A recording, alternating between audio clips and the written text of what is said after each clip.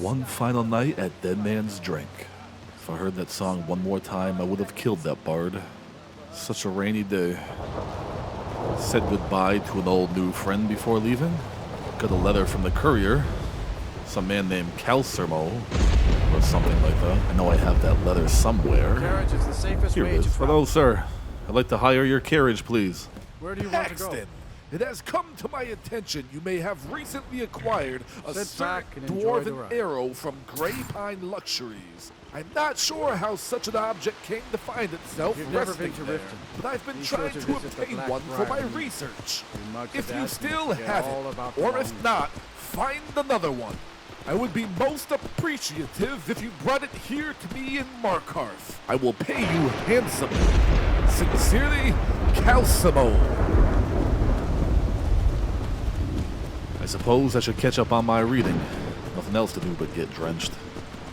Father of the Nibbin, translated and with commentary by Lauren Jalil. Introduction. Writing the biography of anyone is a challenge. Usually the problem lies in assessing one's sources, comparing the prejudices of one chronicle versus another.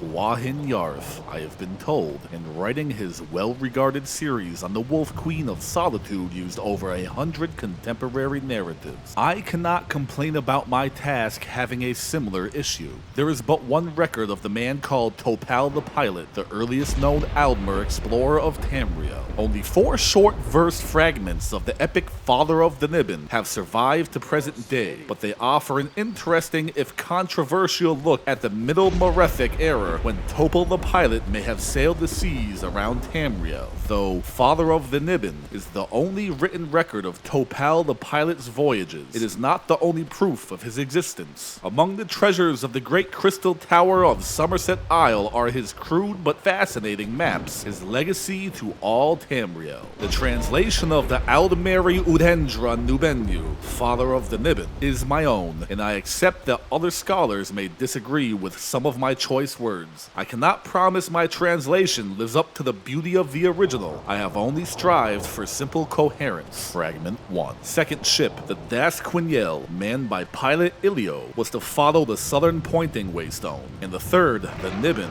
manned by pilot Topal, was to follow the northeast pointing waystone. The orders from the Crystal Tower, they were to sail forth for 80 moons and then return to Tel. Only Nibbin returned to Firsthold, laden high with gold and spice and fur and strange creatures, dead and alive. Though, alas, old El Nafi Topal never found, he told the tales of the lands he had visited to the wonderment of all.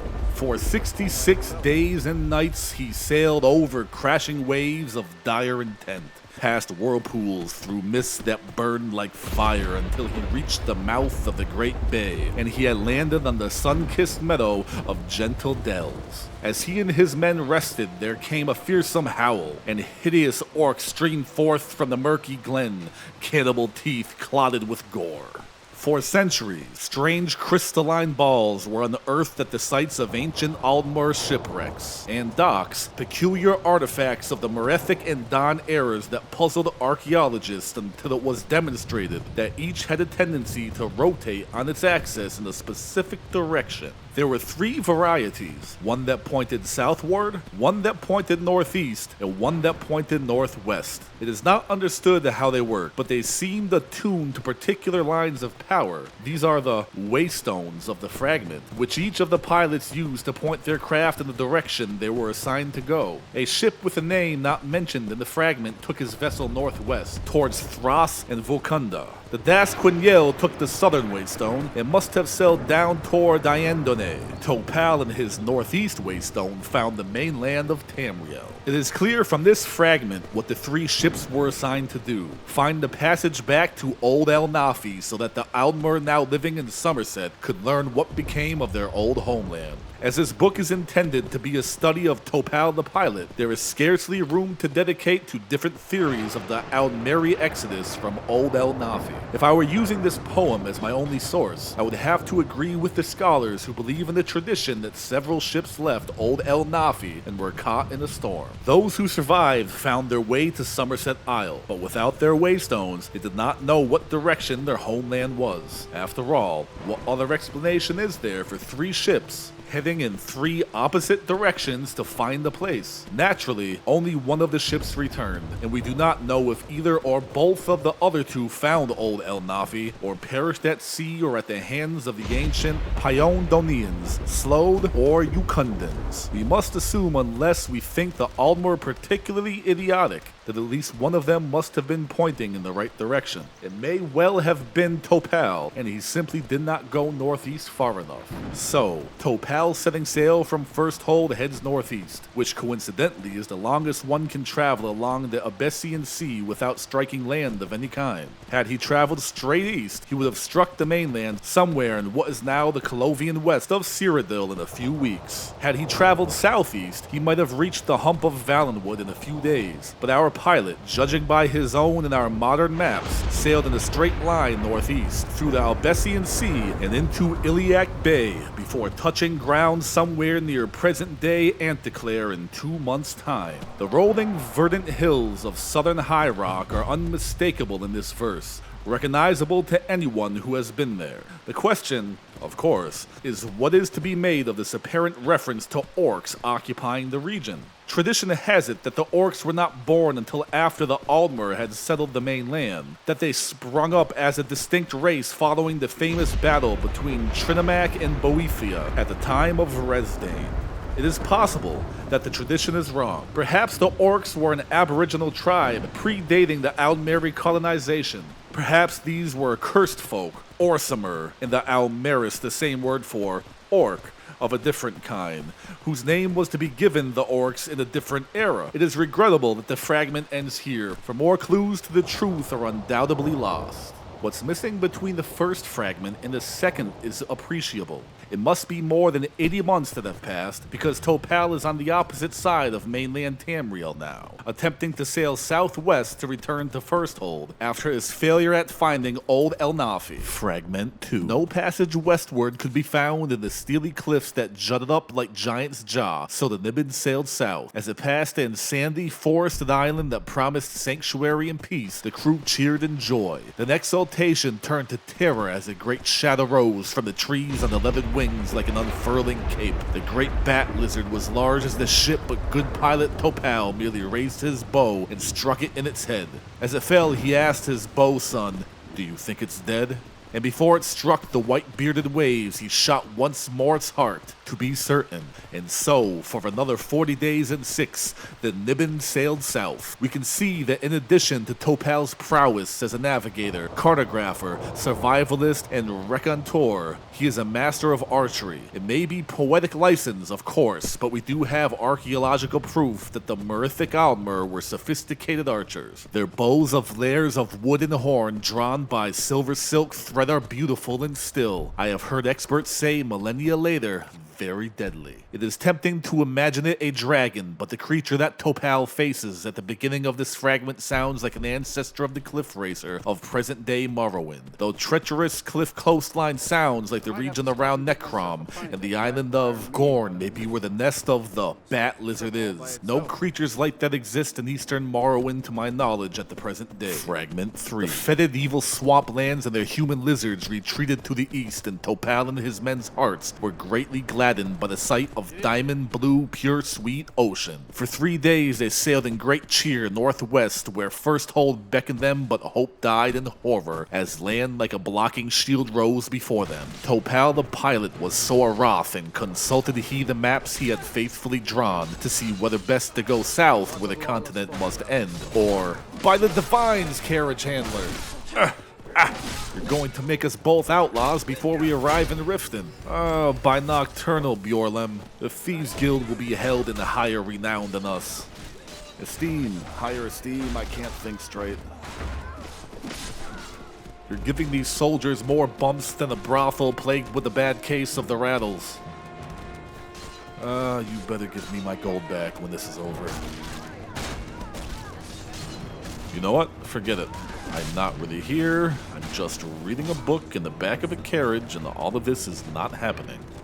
Take the river that snaked through a passage north. North, cried he to his sad men. North we go now, fear not north. Tracing Topal's movements, we see that he has skirted the edge of Morrowind and delved into southern Black Marsh, seemingly determined to follow his waystone as best as he can. The swamp he is leaving is probably near present-day Gideon. Knowing what we now know about Topal's personality, we can understand his frustration in the bay between Black Marsh and elsewhere. Here is a man who follows his orders explicitly and knows that he should have been going southeast through riverways to reach Firsthold. Looking at his maps, we can see that he attempted to find passages through as he has mapped out the inner sea of Morrowind and several other of the swampy tributaries of Black Marsh, no doubt being turned away by the disease and fierce Argonian tribes that dissuaded many other explorers after him. With a modern map of Tamriel in hand, we can see that he makes the wrong choice in electing to go northeast instead of pushing southward. He could not have known then that what he perceived to be endless mainland was only a jutting peninsula. He only knew that he had traveled too far southward already, and so he made a smart but incorrect decision to go up the river. It is ironic that this great miscalculation would today bear his mark of history.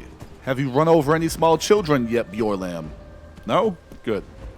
The bay he thought was an endless ocean is now known as Topal Bay, and the river that took him astray shares the name of his boat, the Niben River. Fragment 4. The cat demons of 4 legs and 2 ran the river's length, always keeping the boat in their green-eyed sight, hissing and spitting and roaring with rage. But the sailors never had to brave the shores, for fruit trees welcomed them, dropping their arms down to the river's edge as if to embrace the myrrh, and the men took the fruit quickly before the cats could pounce. For 11 days they traveled north until they came to a crystalline lake and 8 islands of surpassing beauty and peace. Brilliant, flightful creatures of glorious colors greeted them in loud, merry language, making the Mer wonder until they understood they were only calling back the word they were speaking without understanding it. And then the sailors laughed.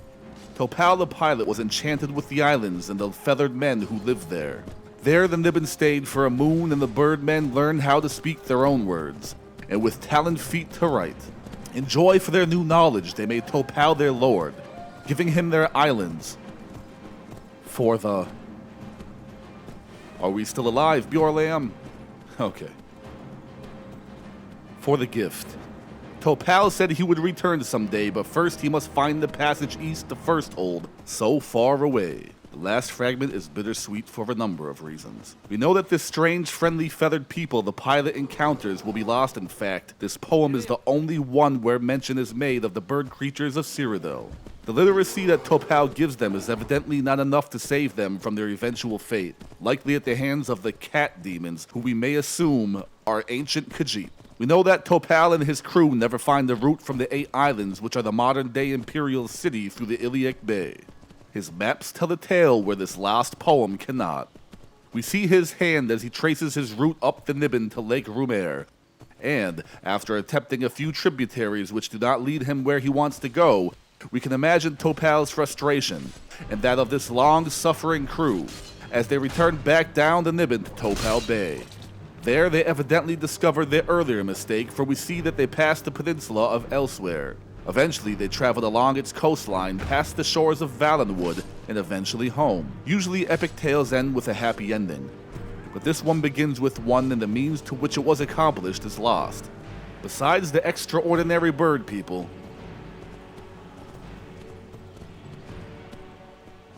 Sun feels good, huh?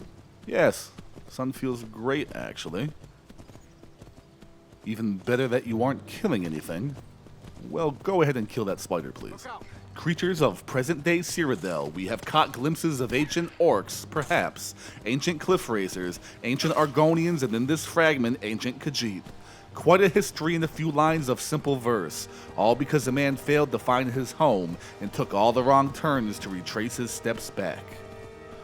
Well, Topal, old pal, hopefully Bjorlam doesn't fail to find my old home. Though many wrong turns I have taken, hopefully retracing steps is behind me.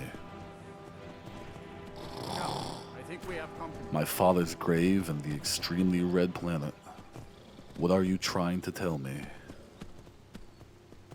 There is something strange about that tower on the mountain. Huh? There's Trevor. Yes, Trevor's watch, The Pure bandits Lamb. moved in while the steward was off fighting the war. I wonder if he ever got that I sword wonder. back. I wonder. Yeah, it's beautiful. It was nice haggling with Solaf before starting out my journey back home. My speechcraft improved for sure. The old secret racist he is. And my alchemy. I must have brewed half a day away before finally getting some rest that night. I feel like I learned more about potions and poisons in one day than I ever knew before. Eh? What? Look out for what, Pure Lamb? I'm trying to sleep, buddy. Isn't it enough that you tried to make me an outlaw?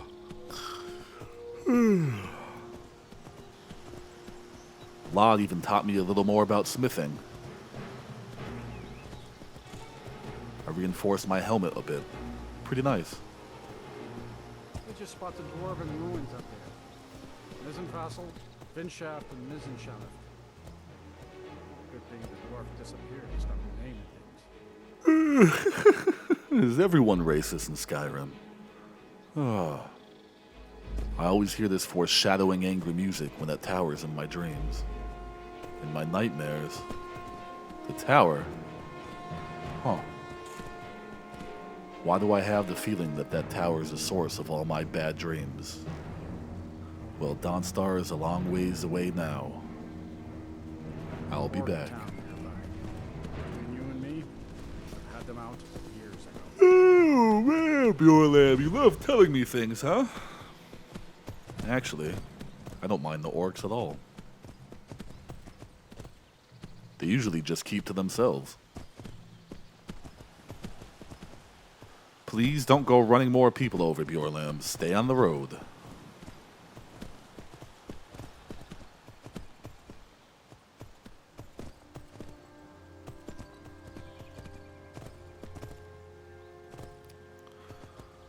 Oh, I do miss Riften. I killed my first fox in these woods, you know, Pure Lamb. I keep falling in and out of sleep. When we arrive, I better get some rest. Nice weather for a ride. Hope it lasts. If only your silence would last, Pure Lamb. If only your silence.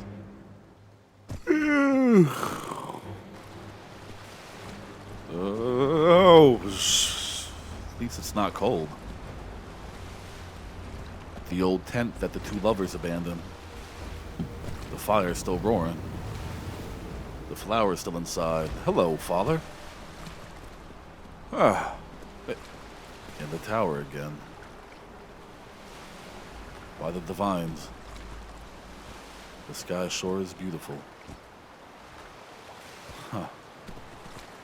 I suppose I shouldn't be reading books about birdmen before I go to sleep. 2 more minutes and we'll be in. Ah, it's a wondrous dream, though. If I could fly, things would be so much easier. Why am I hearing Bjorland in my dreams? This is it. Riften. End We of the road. made it, Bjorland, and I'm alive. Wow.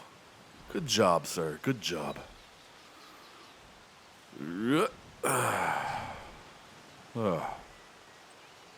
Well, we never had this many guards at the gates. Maybe one at most. Thank you, sir. Fun ride it was. And home, kind of. Hello. Hold and stand down. If Huh? you want to get into Riften, use the north gate. This one's closed. This one looks fine to me. What's going on? My orders are to tell the riffraff to use the north gate. That's it. No, riffraff. I bet you couldn't make an exception in my case, guard. No. You can use the north gate, or you can head to the next city. Yep. I suppose I am home. Sort of. I do not miss the Riften guards. Falkreath was so much more pleasant. I'm at another crossroads. The Guard of Dawn, here I come. I miss the falling leaves. Tired though. And it's cold. Ah, how I miss my fire.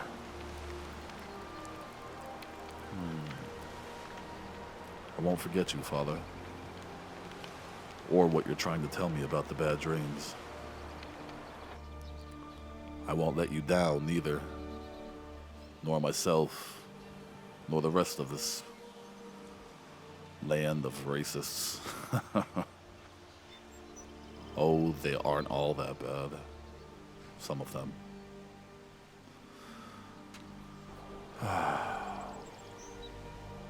It's been a long journey. It's going to be a lot longer.